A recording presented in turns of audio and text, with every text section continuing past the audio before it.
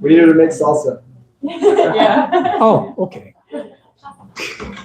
What did you call it? When I first saw that message, I was going to reply, can somebody pick me up?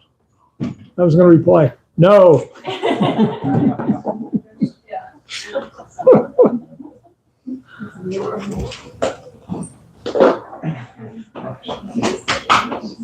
So how is everyone?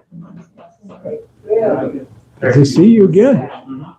Thank you for coming. Thanks for bringing him. Hare Krishna, Narahari. Everyone, how are you tonight? Good to see you. Good to see all of you. Yeah, we're going to be out of here very soon. We're going to go to wonderful Mayapur. And hoping someday, wouldn't it be nice if we were all together there sometime? That would be fun.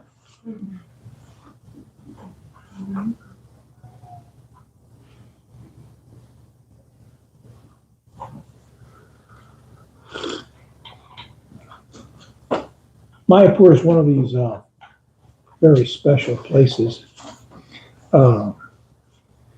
Every so often I think I understand Mayapur, but then I realize I'm just starting to understand, maybe not even starting to understand this place. Isn't it? It's just an incredible. But Mayapur shows the Dham, Vrindavan as well, shows itself little by little. So Krishna was like that. Little by little, Krishna shows himself. So we're going to talk about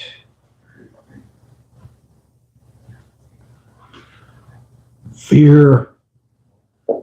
Isn't that fun? We all like fear, don't we? My favorite. I mean, we spend so much time in it. Sometimes it's very strong fear. Sometimes it's just a little bit. But, it's just like driving down the street. You don't know what this guy's going to do or what that guy's going to do. You're, it's just sometimes hard to get used to the danger in the material world. It'll put us in we'll have anxiety attacks if we think about how much danger there is. But the devotees of Krishna we seem to not have so much of a problem with that, don't we? So I've often said many times that, one of the things, there are some things that you have to let go of. Well, you don't really. They just kind of fade away when you become a devotee of Krishna. One of them is fear. Fear will be neutralized. It'll go away. Loneliness, and there's others. You can remind me if I'm missing anything. But two of the main ones are fear and loneliness. They go away. You see, and you don't have to take a class or go online to figure out how to do it. It's just that it goes away, and one day down the road, you'll realize, wow, fear and loneliness are gone, and so many other things. Anxiety will go away, except those anxieties that are brought on by love. Love has anxieties, doesn't it? If you care, you can get into anxiety about anything or anyone that you care about. If you really don't care about somebody, then their problems or their sufferings won't bother you. But that's difficult for a devotee not to care. We truly do care. Some of the things that we see going on in the material world have a very negative impact on us because we feel the suffering for other people. The devotees have that tendency to feel suffering for other living entities. You see? Why? Because we care. If you don't care, then that anxiety, that suffering for others goes away. But we do. So, and we care because we recognize that we're all parts of Krishna. We're all connected together. So, we're going to talk about, we're going to use the words of Lord Shiva tonight. So we've all heard of Lord Shiva? Yeah. Lord Shiva is known as Mahadev. Mahadev, Maha great, Dev devotee. Mahadev, Lord Shiva, is known as the greatest devotee. Devotee of who? Krishna. So Lord Shiva is someone that we should all look up to. He has full understanding of Krishna. He has full love for Krishna, full understanding. So this is a story about King Chitraketu, and he's out for a stroll one day. Well, he's probably on an airplane. You know, He's flying an airplane. he's flying airplane, yeah. They had airplanes back 5,000 years ago. Thousands of, they had airplanes. So much proof of it. It's actually their airplanes or flying aircraft in many ancient paintings that showed up for whatever reason. I don't have a list of them, but maybe you know. So anyway, one day while traveling, King Chitraketu, who was a pure devotee of the Lord, wandered into the bowers of Sumeru Mountain. Do you know what a bower is? Anybody know what a bower is? Forest. Huh? Forest. Yeah, it can be a forest or a flower garden. It can be anywhere really nice. So even according to Webster, even a really nice apartment could be called a bower. So Sumeru Mountain. So he's in a beautiful place. There's Lord Shiva. And he's enjoying with Parvati. As a matter of fact, Lord Shiva was embracing her, surrounded by saints and sages.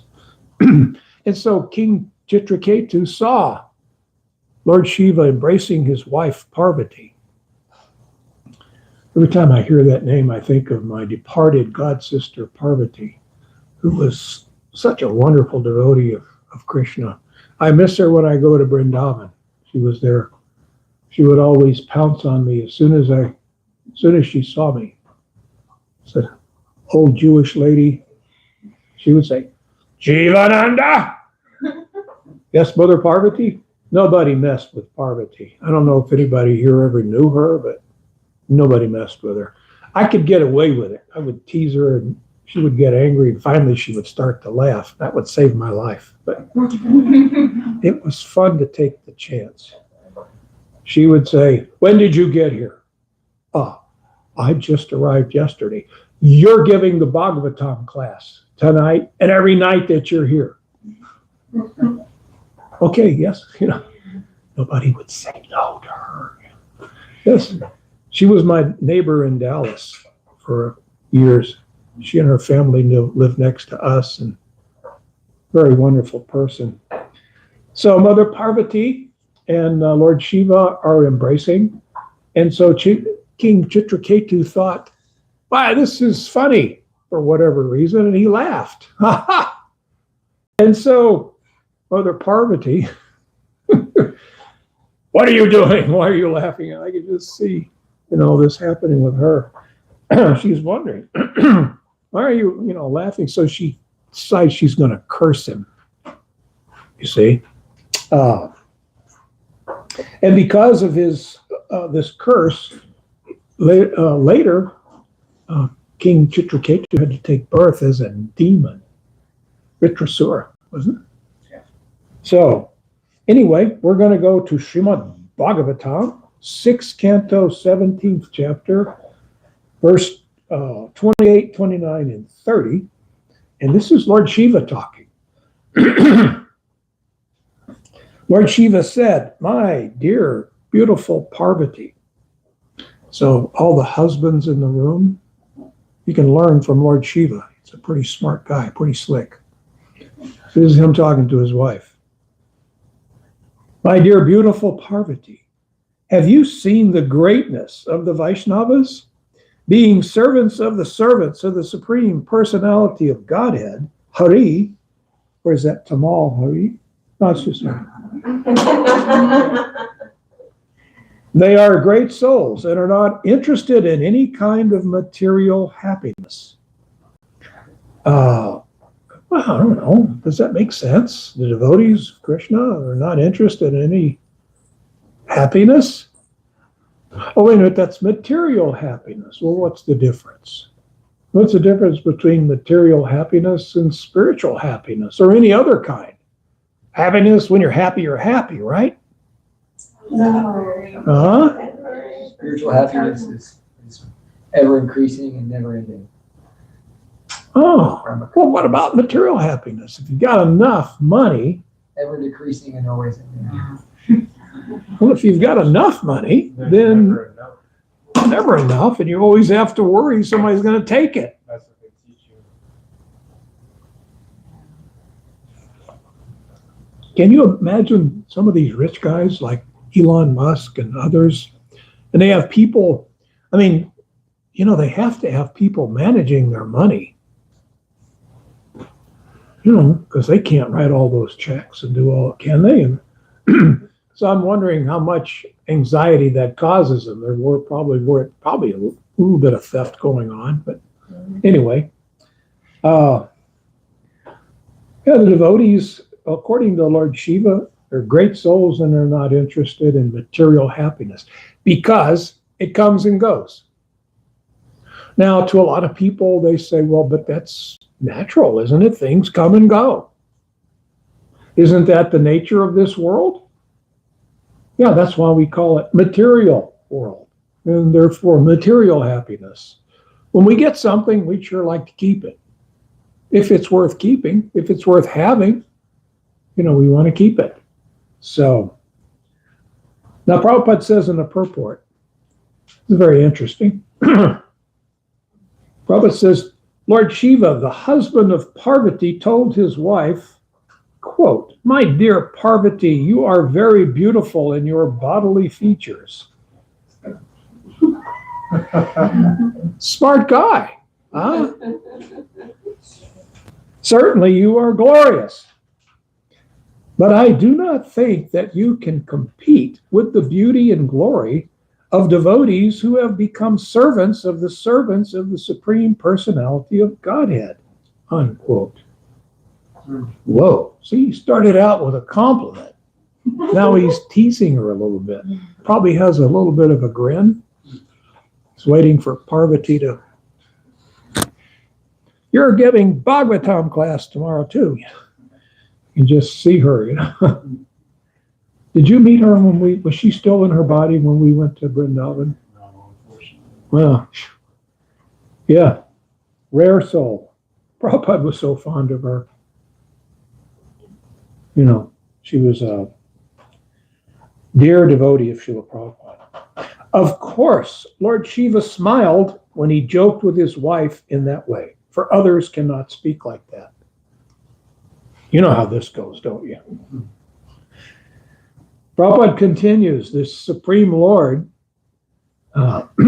is quoting Lord Shiva, the Supreme Lord, Shiva continued, is always exalted in his activities. And here is another example of his wonderful influence upon King Chitraketu, his devotee. Just see, although you cursed the king, he was not at all afraid or sorry. Rather, he offered respect to you, called you mother, and accepted your curse, thinking himself faulty. He did not say anything in retaliation. Wow, this is a pretty high bar, isn't it? Can we be like that? I mean, a lot of times, if you say something nowadays that people don't like, they shoot you. So, Lord Shiva is pointing out that the devotees are always exalted. They're always in an exalted position. And they have a tendency, when you make some accusation, to accept fault right away. It's kind of hard for us to get on that platform, isn't it? Immediately. So, reminds me of a story. This is a dear friend of mine. Boy, I can't remember his name now. I do this a lot as I get older. It'll come to me anyway. Sannyasi godbrother of mine, many years ago, we were in Dallas, and somebody was complaining, probably me, about something. Somebody had been wrongly accused. And so Maharaj says, honestly, I can't remember his name. Panchadravida Swami, that's his name. He went to the Gaudiya Math, really wonderful devotee. So, and he was a Jewish fellow from New York, a New York Jew, and he had a tendency to talk out of the side of his mouth, which made it very attractive when he talked. And he said, somebody complained about being wrongly accused, and he said, that ain't nothing. Let me tell you what happened to me. In the early days of Mayapur, when we were just barely getting things started, some devotee, and he was a manager at the time, one of the top managers in Mayapur, some devotee made a mistake. He did something wrong. And Prabhupada said to him, why did you do that? And the devotee right away didn't want to admit any fault. And so he just said, Panchadravida Swami told me to do it.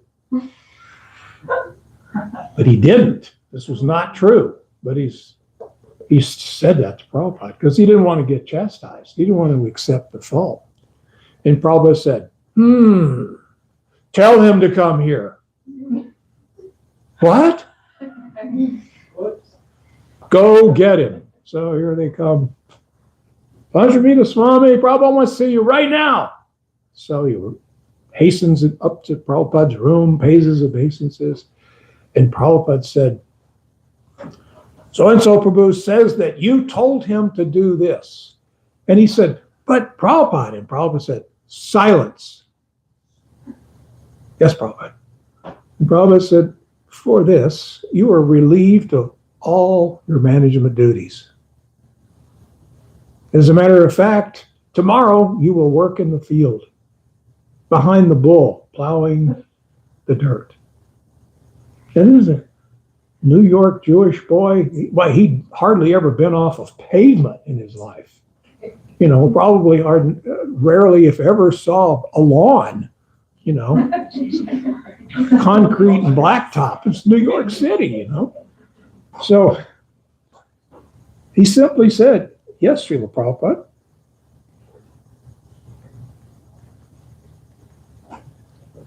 Everyone that had any advancement in those days knew. You didn't defend. You didn't get into the defensive. Yes, Prabhupada.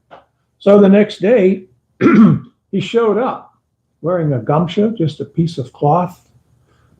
And he's like, I don't know. I don't know how to plow. I don't know how to make the oxen go. I don't know how to do any of this. So please show. So they showed him, you know, you hold this thing and you take this and you tell the oxen go and he goes. And you tell him to stop and he stops. I think you say ya and they go and I forget what they say in my corner now. I used to know, but I don't. So to make him stop. So anyway, he starts practicing and he got to where he could. First of all, the rows that he was plowing were kind of like S shape. You know, they were in the shape of the alphabet. You know, but after a while, he got to where he could get that bull to go straight. And so he's out there in the hot sun day after day plowing.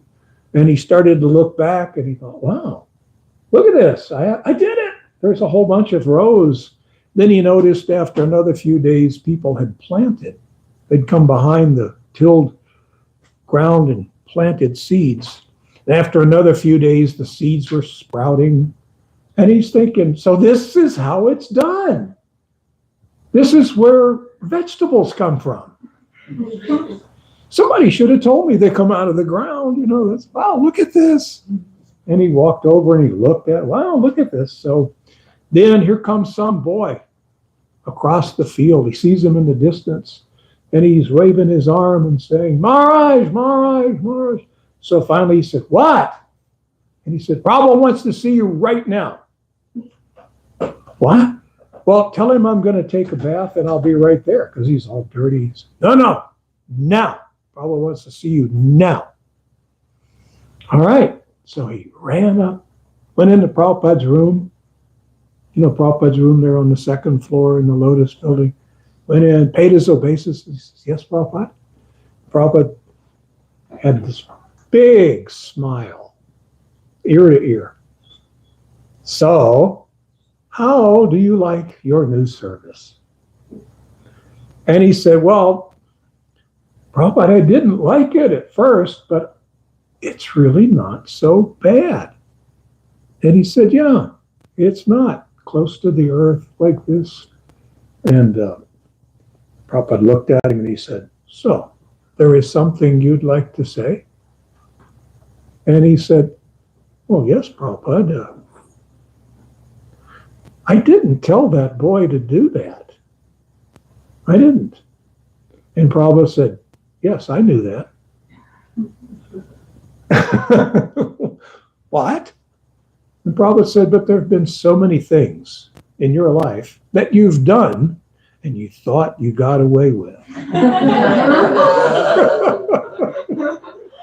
So it was a wonderful, endearing experience. So Prabhupada knew, yeah, I know what's going on, but I want you to taste this service, And Maharaj was very happy that he had that experience. Otherwise, he would have never known. Now, for us, we think, well, what's so unusual about seeing fields plowed, But when you grow up in New York City, chances are real good this is all foreign. So, but in his credit, immediately he accepted. He could have said, wait a minute now, just wait a darn minute. I did not. Well, he didn't do it. Yes, Prabhupada. I'm going to go with you. You're saying then I surrender. And so this is the nature of a devotee. Most of the time, unless it's going to harm your service, just take it on the chin. Somebody is saying something nasty about you. You got to take it. It may upset you. Times it could break your heart. And you may get very angry. And you may even grumble and growl about it. Maybe lose some sleep, But ultimately, you just accept it and go on. I remember Tamal Krishna Maharaj one time told me that, actually more than once, because I had a tendency to overreact. If somebody was giving me a hard time when I was in a leadership role, I would complain to him, So what should I do, Maharaj? This guy did this. How should I react? Don't. Don't what? Don't react. If somebody insults you, don't react.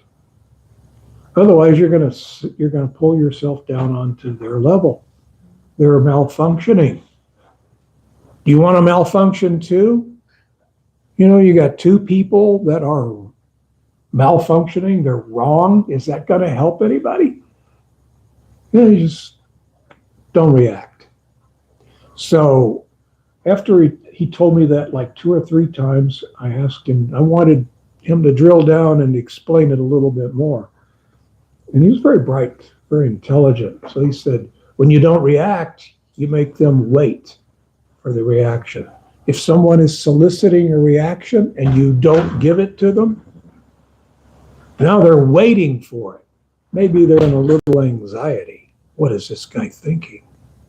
They knew that they were wrong. They were expecting a negative reaction, but you didn't pitch it back at them. So, Hare Krishna, Prabhu. Please accept my humble obeisances. Wow. Now who's in control? Not that you need to control the person, but you're in control of your emotions, and they're not, you see. So this is the nature of a devotee. The King Chitraketu, immediately, yes, I'll accept. You know, he could have argued with her, but he chose not to. He chose to keep a higher standard, higher level. So this is the excellence of a devotee, Prabhupada continues. By mildly tolerating your curse, he has certainly excelled the glory of your beauty. This is him talking to his wife. You can tell, Lord Shiva's got some courage here. By mildly tolerating your curse, he has certainly excelled the glory of your beauty and your power to curse him. I can impartially judge that this devotee, Chitraketu, has defeated you and your excellence simply by becoming a pure devotee of the Lord. Just by being a pure devotee of the Lord, he had excelled. He had actually conquered. He was the winner. And he wasn't trying to be. He was just doing the devotee and following devotee etiquette, Vaishnava etiquette. Yes, you say this. As a matter of fact, some people can say that when you're being accused, you may feel, well, you may be accusing me, but the fact is you don't know how I really am. What you're saying is just a little bit of what could be said negatively.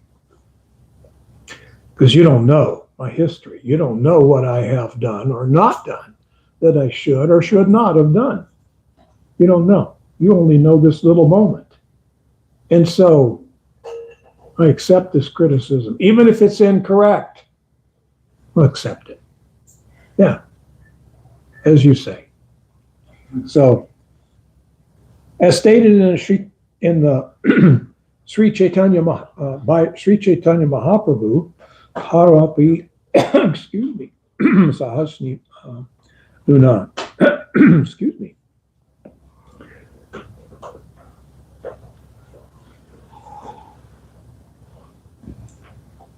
This is Lord Chaitanya from Shikshastika. Just like a tree, a devotee can tolerate all kinds of curses and reversals in his life. This is the excellence of a devotee. Indirectly, Lord Shiva forbade Parvati to commit the mistake of cursing a devotee like Chitraketu. He indicated that although she was powerful, the king, without showing any power, had excelled her power by his tolerance. Tolerance conquered the beauty and the power of Parvati, the wife of Lord Shiva. Lord Shiva goes on, devotees solely engaged in the devotional service of the Supreme Personality of Godhead, Narayan, never fear any condition of life. For them, the heavenly planets, liberation, and the heavenly planets are all the same. For such devotees are interested only in the service of the Lord. Now this sounds, when we hear this, sounds kind of like a fairy tale, doesn't it? Heaven, hell, the material world, you should all see them as the same. Wow, that's a hard one to achieve, isn't it? You know, I mean, I complain depending on what state I'm in, what country I'm in, what part of town I'm in. I'm judging, you know, I can tell the difference between this neighborhood or that neighborhood or, you know, this state or that state. I like this better. But if I was fully focused on serving Guru and Krishna, then I'm not focused on where I am, where I'm serving. I'm focused on serving. That's the sweetness. That's the sweetness of existence for the living entity, to be able to serve devotionally. Devotional service to the Lord. Yeah. We were hearing this morning, we read some Prabhupada nectar every morning after Mangalati.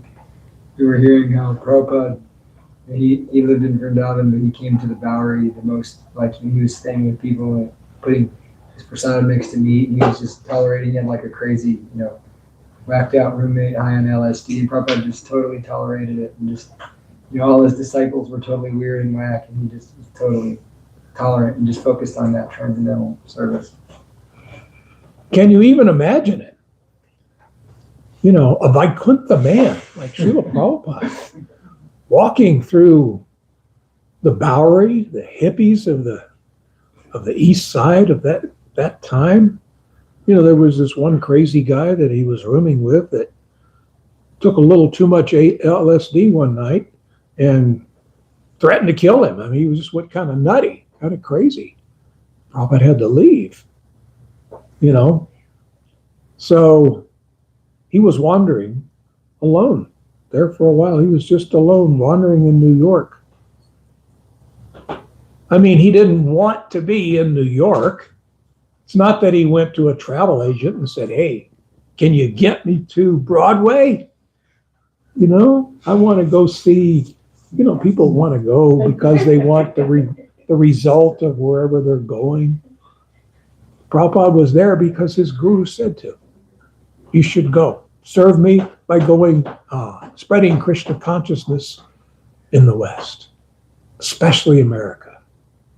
When he got to America, he found out, wow, New York is where you need to be. So he went to New York. No money, no place to stay. A couple of cases of big suitcases full of books to distribute. You see? So this was his delight. I am serving. I'm following my guru's instruction. New York. I mean, who here has been to New York City? Wow, everybody. Okay. Who here has seen some really bad neighborhoods in New York City? Yeah. So we know what he's talking about. Gosh, he was just alone in that environment with crazy people like us, hippies. It's like you said, and he noticed in the house where he was staying in Butler, Pennsylvania, before he went to New York. He opened the refrigerator door, and his hosts had it full of different meat. He was tolerant. He didn't say, "What is this? Get this out of here. I'm a pure devotee. I'm a Vrindavan man." No. He put his fruit and his vegetables right there next to it. No complaint. You know why? Because I'm serving my spiritual master. And I'm going to take what I have here, I'm going to cook it up, offer it to Guru and Krishna, and then I'm going to give some to you and your family. You see? I'm going to start taking away this illusion that you have with you. So this is the nature of the devotee. By our behavior and by our dedication to Guru and Krishna, we remove the ignorance of the people around us. We remove it. We take it. We're even willing to take their karma, aren't we? I didn't get any yeses. But you are. I mean, it's not something you go out looking to do, but you're willing to do that, aren't you? You're willing. Why? Because you have no fear. You don't understand. I don't have anything to be afraid of. Yeah, so you have some anarthas. You have some unwanted habits. That's okay. Come, be my friend. Typically now, people who are not devotees of Krishna, in situations like that, well, they would just simply start to argue. Well, you're not my religion, you're not my race, you're not my this, you're not my that. I disagree with you. I like the Cubs and you like the White Sox. Those are baseball teams in Chicago. I thought it was funny. That wasn't that funny. It was to me. So, yeah, you start to notice these differences, and I want to push you away. If I see much of a difference, I start to push you back. Or maybe I just take a step back from you. You see, the devotee doesn't look like, we don't look at people like that. We don't look at our fellow living entities like that. We're ready to embrace anyone. Come, let's be friends. I have something I'd like to tell you about. We're interested. What are we interested in? The soul. Huh? The soul. The soul. And your future. We're concerned about your destiny. Why? Because I know, as a devotee of Krishna, I know I can impact your destiny. I know it. I don't think I can. I don't have faith that I can. I don't hope that I can. I know I can have a positive effect on your destiny. And that's really putting it mildly. If I can get you to hear my spiritual master's purports in Prabhupada, Lord Krishna's verses, I know, I've seen it happen for over 50 years. I know that your destiny will be greatly improved. You will go back to Godhead. Definitely, just by my associating with you. Now, if I wasn't a devotee of Krishna and I didn't really care about you, I might walk around you. What do we have in common? I didn't think I probably would like you.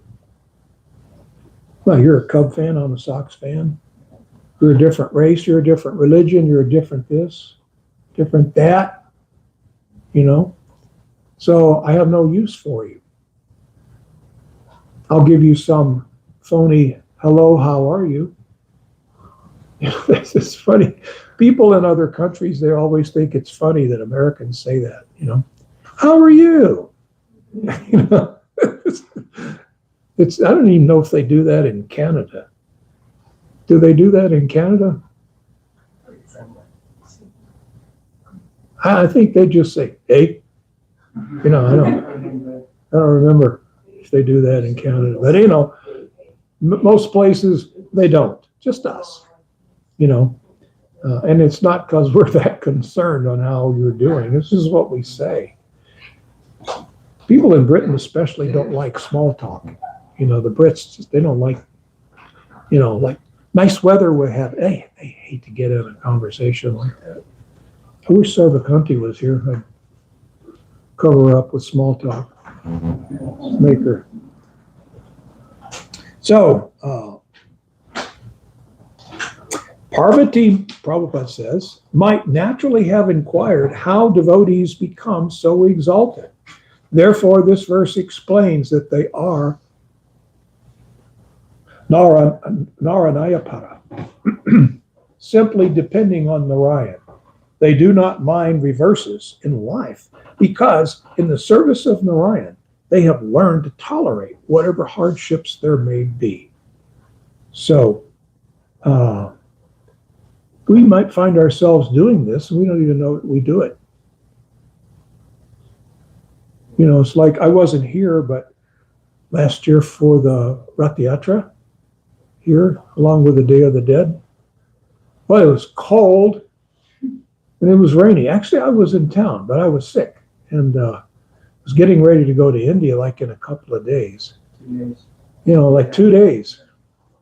And I wasn't feeling that good. And I think if I get out in this cold, rainy weather, there's no telling. I may not be able to get on that plane. So I stayed in. But the rest of you went out there. Big austerity.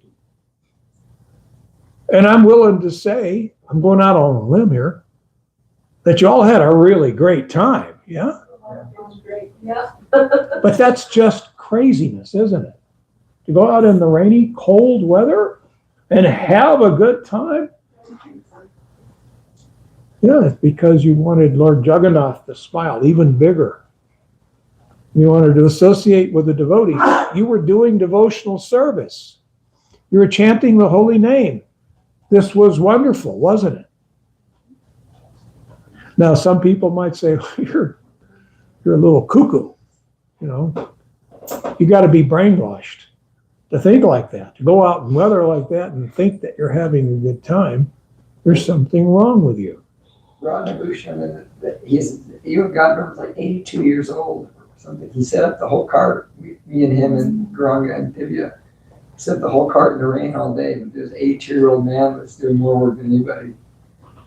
And enjoying Yeah, I'm exactly too. every minute of it. I remember in 1976 in New York, at the first Rath Yatra in New York,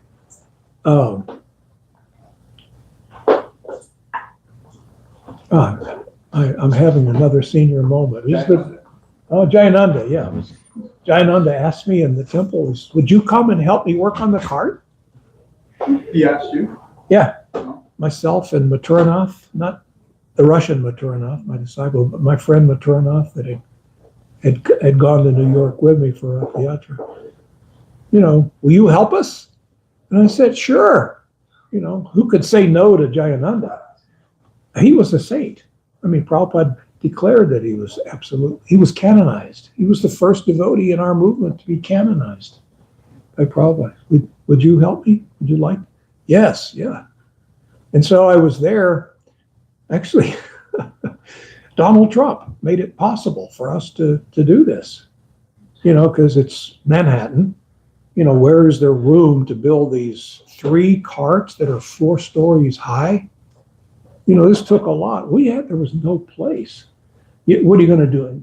Build them in Jersey and take them?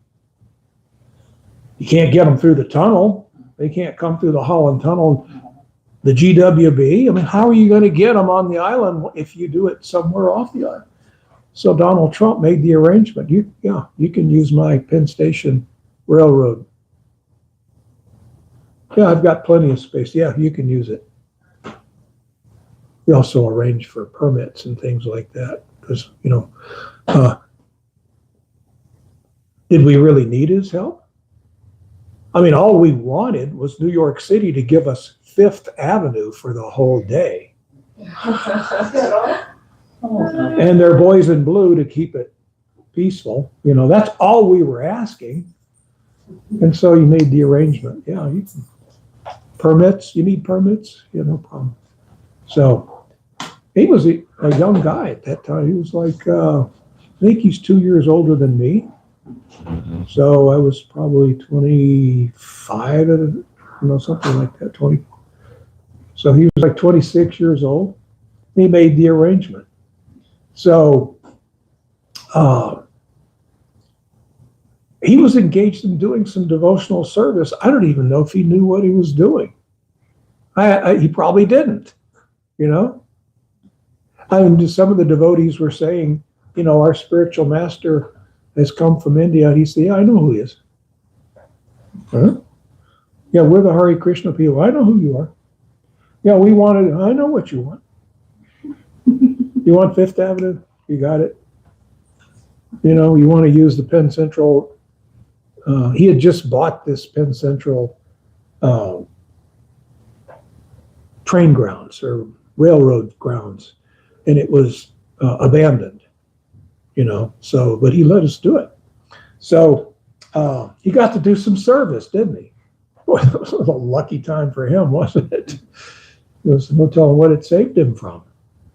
So, yeah, I remember being there with Jivananda, and I wanted to go be in New York. I didn't want to be over there in the stinking railway yards building a cart, but I said, sure, I'll go help. So I wasn't as integrated into the service as he was. He was so dedicated. He would look at a pile of lumber and kind of stare off into space, and I could tell he can see what these carts are going to look like. He already has a plan as he's going. He seemed otherworldly. What can I do, Prabhu? How can I help? Just stand there for a minute.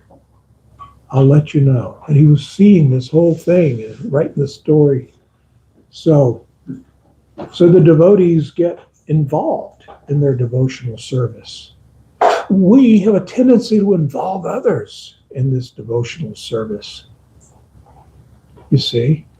So if you associate with a devotee, you're gonna sooner or later get an opportunity to do some service to the Supreme Personality of Godhead.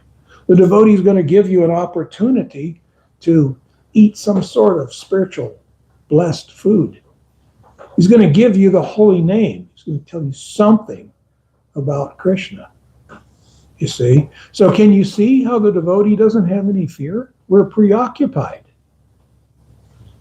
We're preoccupied because we're serving Guru and Krishna, and we're not thinking of, well, what are the downsides? We may calculate, oh, we better do this more safely or this more safely, of course.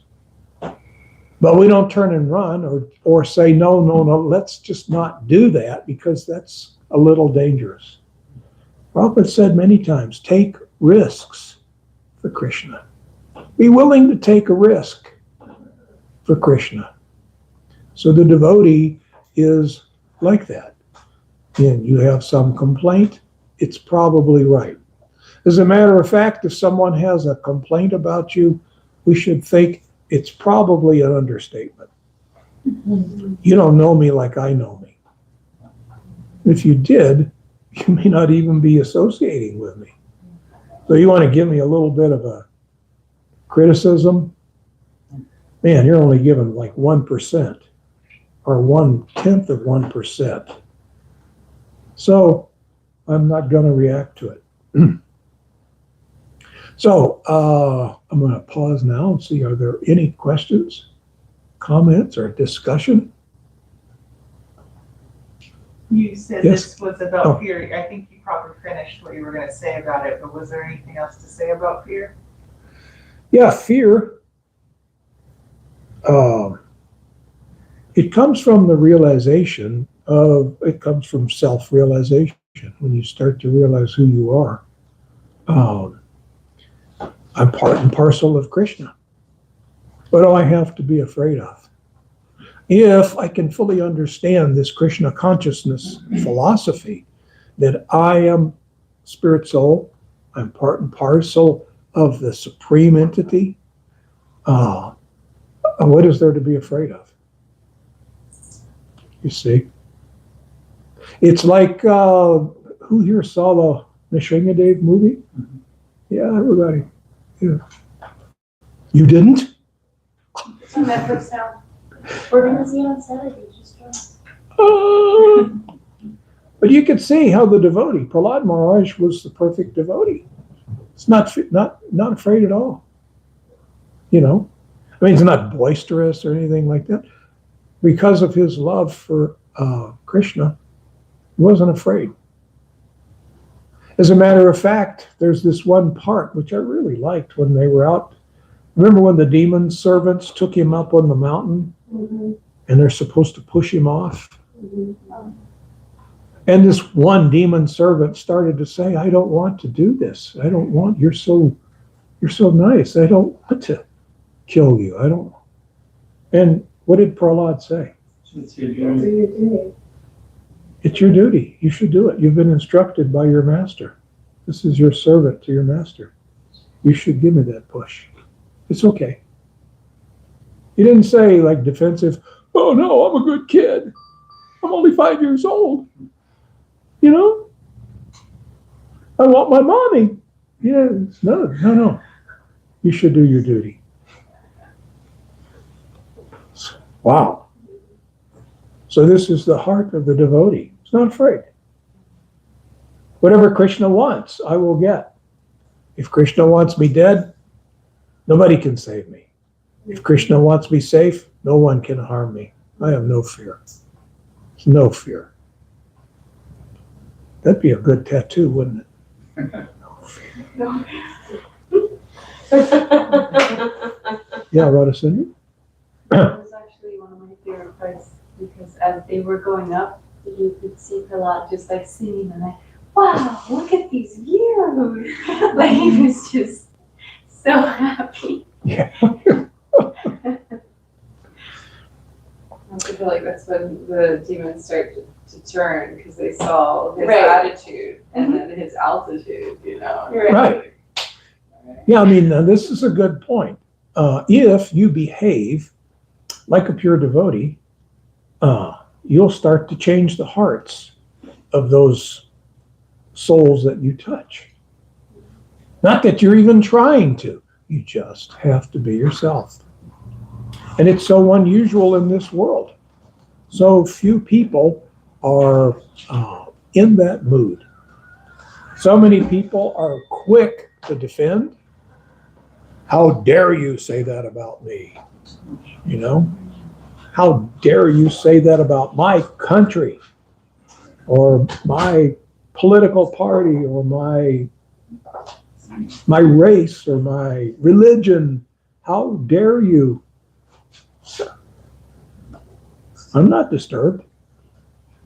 The devotee has a tendency to not get disturbed. We get disturbed for others. If you're picking on somebody else, I may get a little disturbed.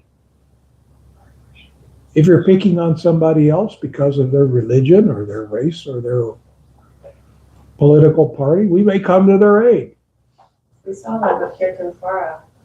Huh? I said we saw that with Kirtan Swara when he became the blind monk in Marna, defended Mari.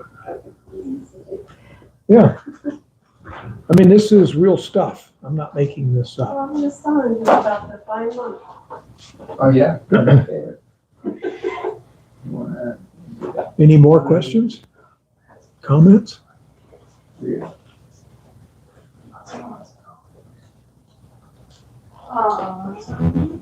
One more verse?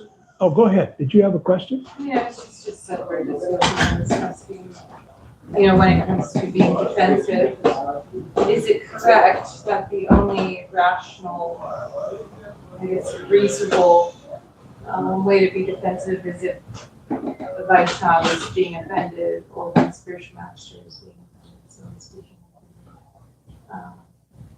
Because you said also there's a portion of time where you may have been more reactive, and you eventually learned, you know, I mean, sometimes we know better, but still it's like a muscle that we have to learn. Yeah, that's an understatement. There was a time when I was younger that I was very reactive.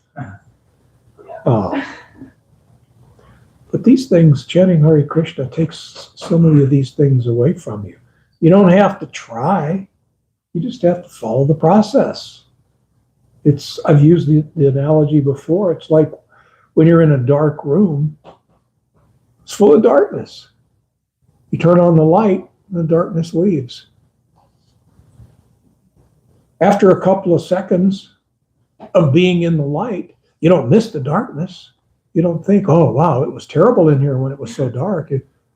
No, you're in the light now.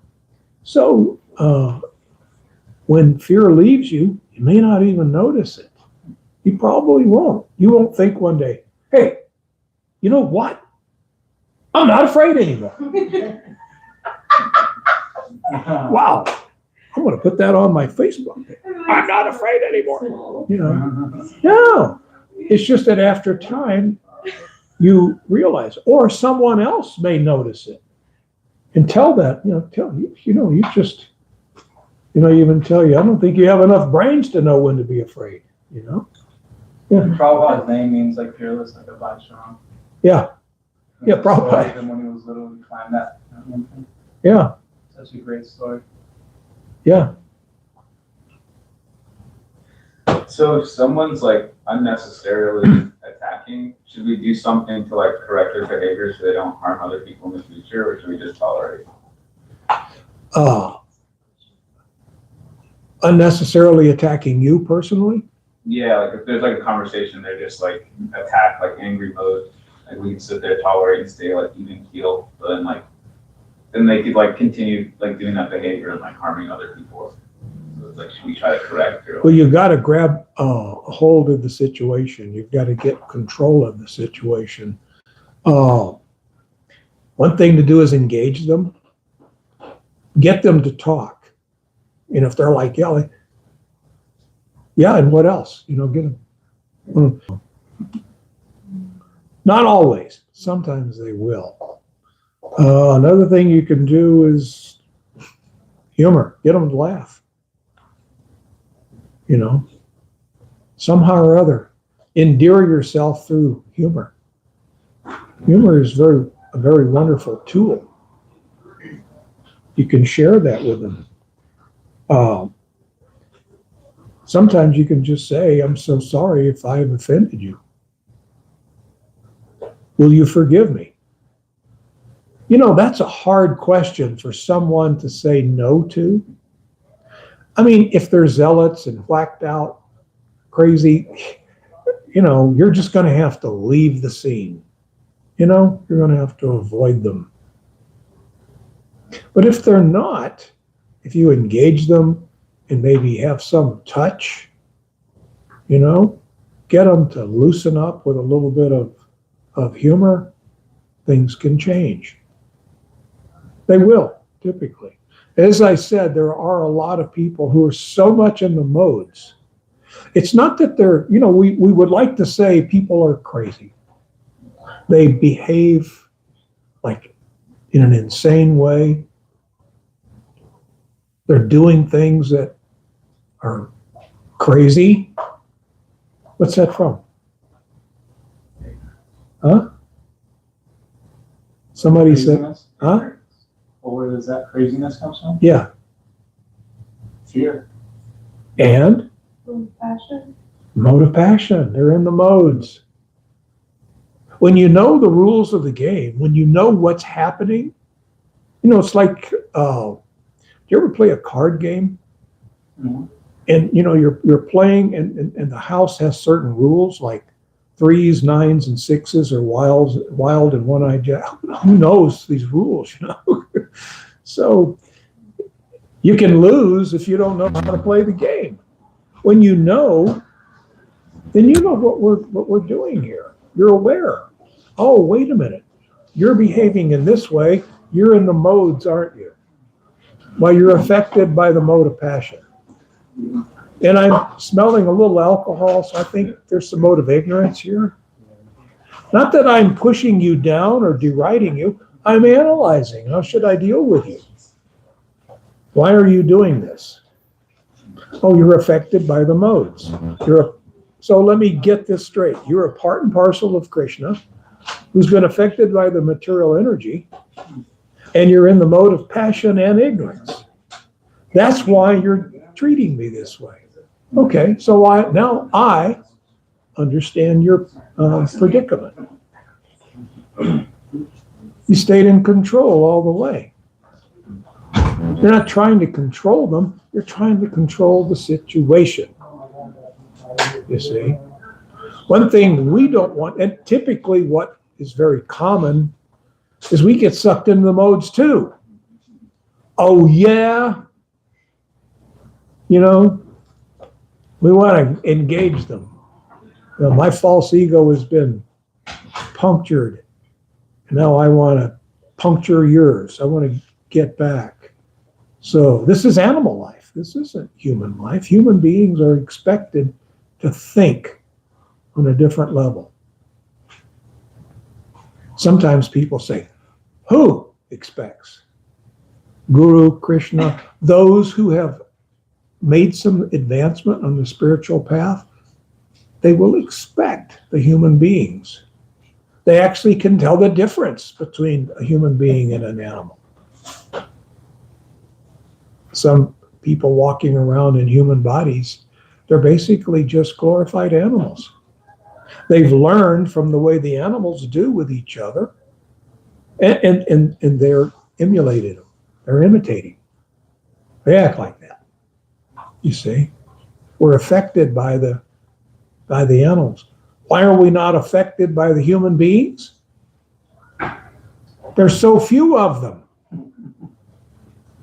You know, there may be 330 million in America right now, but in human bodies, but how many know how to behave like a human being? Or anywhere else. I'm not just picking on the US, anywhere else. How do we know when to behave like a human being? How do we know how? Some people in their backgrounds, in their lives, have had, a lot of people you meet, and they've had someone, a grandfather, or mother, or grandma, or father, or someone, teach them a certain way to behave. to behave like a human being, to the extent that they knew how to be like a human being.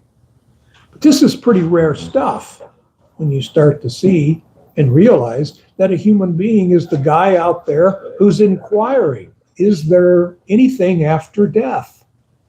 Is there a life beyond death? Is there a God? What does God want? What am I? How do I relate to God? How do we relate? This is human thought, you see. But unless we're taught by someone who can exercise that thought process, then how can we measure up in this age of Kali, age of quarrel and hypocrisy? It's next to impossible for us to just learn it. It's got to be taught to us by somebody who has it. So, any more questions? I just had a little pointer I heard from Shishika Prabhu the other day. He was talking about road rage, because that's definitely a place where many of us tend to be very reactive. There's danger, there's fear, there's high anxiety. The thing he said he started practicing whenever anyone does anything that bothers him while he's driving, he tries to immediately say, "I forgive you." I've been trying to add that, and I'm like, whoa, it really immediately just like, you have to take some training, definitely take some training. I can't say I've been successful every time, but just like, I thought that was just a really beautiful, practical way to get yourself out of that mode of rajas when something like that happens, or when you're triggered. It's like, you can just, I forgive you. And, with much practice, but I just thought it was a really practical way to get out of that reactive place. And tell yourself, I'm not disturbed by this. Even if you have to convince yourself, I'm not disturbed. You may even have to convince yourself that you forgive them. Oh yeah. It's okay. If the guy like if somebody cut you off, or if you cut somebody off in traffic, or if somebody cut you off, and you get all upset, and he says, hey, look, can you forgive me, please? What are you going to say? Now, there are people who would say, no, I still hate you. I'm going to say bad things about you, But a human being is going to say, of course. A devotee, the minute that you ask for forgiveness, you've won it. The devotee gives it to you right away. Immediately. What do we want to hold a grudge for? Who are we dealing with? We're dealing with a part and parcel of Krishna. It's not your job to judge them or to pass judgment on them. You're going to judge. You're going to judge whether they're acting like an idiot or not. But then you're not going to be hard on them because they're acting like an idiot. In this material world, you can expect it from everybody. We expect saints to be driving around on the freeway. You never know. A lot of places there's such road rage. I haven't heard of any in a long time. There for a while, there were people shooting each other on the. Do you hear about that any? I don't hear about that any so much anymore. My brother got in a kung fu fight in the middle of the freeway once. Really? I came up and opened up his door. My brother knows karate. So they had to he did kung fu right in the middle of the freeway. It was a whole scene.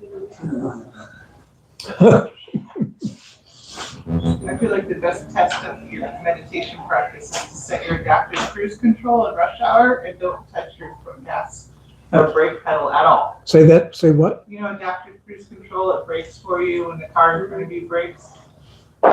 Yeah, that's a little over my pay grade. So just set it and don't touch it the entire rush hour. You'll see how calm you are. It's torture. I don't trust it enough to. I'm just happy I'm not walking. I haven't seen her on the road. Yeah. You just reminded me of a time, it actually used to happen all the time. When I was little, my stepdad, you met my stepdad, remember? Yeah. he's just a really saintly guy, super saintly. Yeah. And like, so like something would happen like in the middle of traffic and someone would get, pissed off and they'd flick him off.